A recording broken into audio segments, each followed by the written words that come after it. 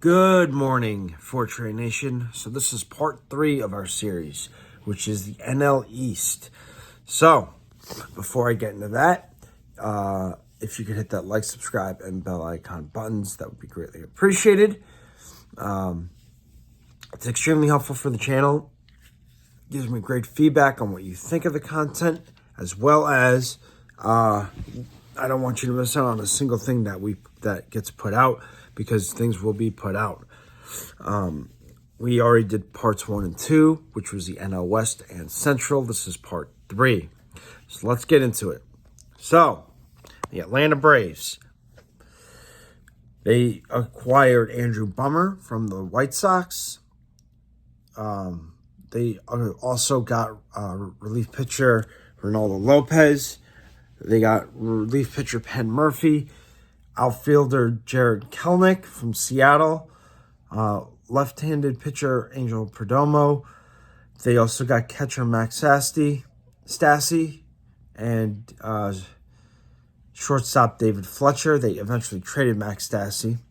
They also got starting pitcher Chris Sale and relief pitcher Ken Giles.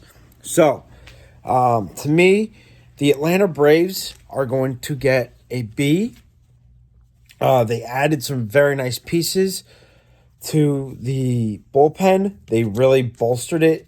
They got a very nice couple of depth pieces in David Fletcher, Jared Kelenic, Max Stassi, and then they also got some good depth pieces for the bullpen like Ken Giles.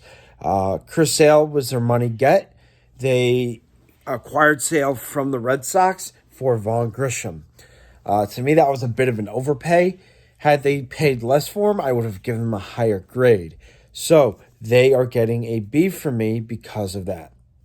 I feel like Atlanta did make the necessary changes, but I also think that they could have still added another bat or two or for another depth piece, and they could have probably added another bullpen piece as well.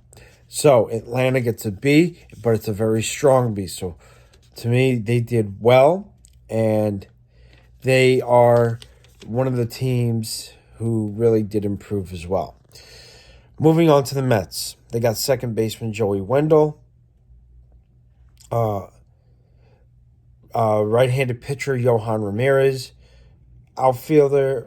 starting pitcher Adrian Hauser, and outfielder Tyrone Taylor, outfielder Harrison Bader, and starting pitcher Sean Manaea. The Mets are a mess. They are. It is that simple. The Mets are a mess. They are getting a D. That is an easy one for me. They're getting a D. They didn't exactly do a whole lot.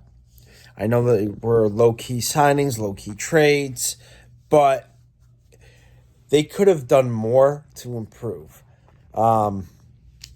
They just lost Kodai Senga. They didn't exactly go out and try to replace him yet or get someone to fill in for him.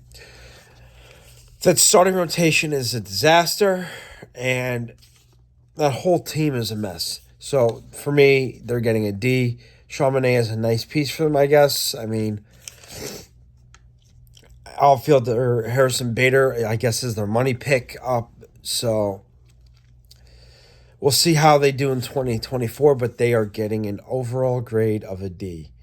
Let's move on to Miami. They got shortstop Tim Anderson, catcher Christian Bethancourt, and outfielder Trey Mancini.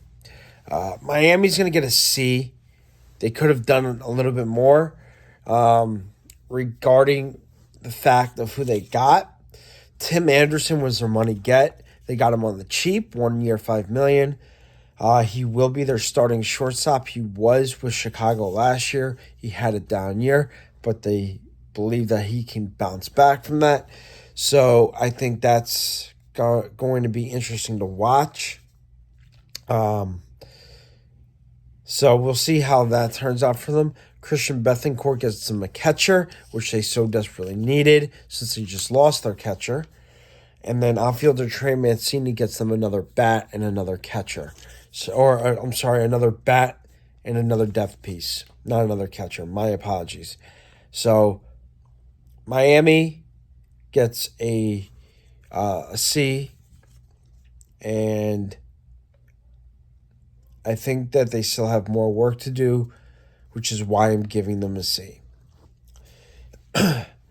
Moving on to Philadelphia, they got starting pitcher Aaron Nola back, second baseman Whit Merrifield. To me, they're getting a B- only because of the fact that they got Aaron Nola back. Had they lost Aaron Nola, they would have gotten at least a C-. Whit Merrifield is a nice depth piece. It's a good utility piece. So that's why that improves their grade a little bit for me.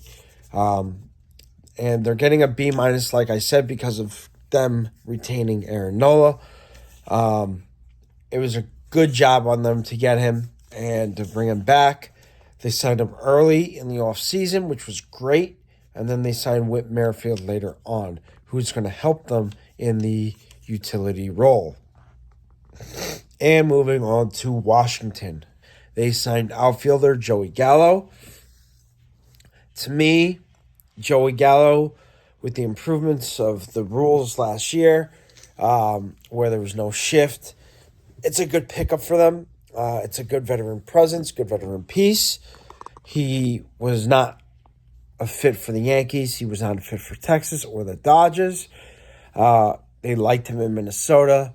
He ended up signing with Washington. So I'm going to give Washington a D+. They didn't really do much this offseason. So they didn't exactly blow the baseball world away with this move. So to me, they get a D+. So with the AL East, we have Atlanta getting a B. We have the Mets with a D. We've got Miami with a C. We have Philadelphia with a B-, and we have Washington with a D. Let me know in the comments section below what you guys think of each team's moves. Let me know what your grades are, and please do the same for the NL Central as well and NL West. Until next time, guys, you have a great rest of your day, and I will talk to you next time.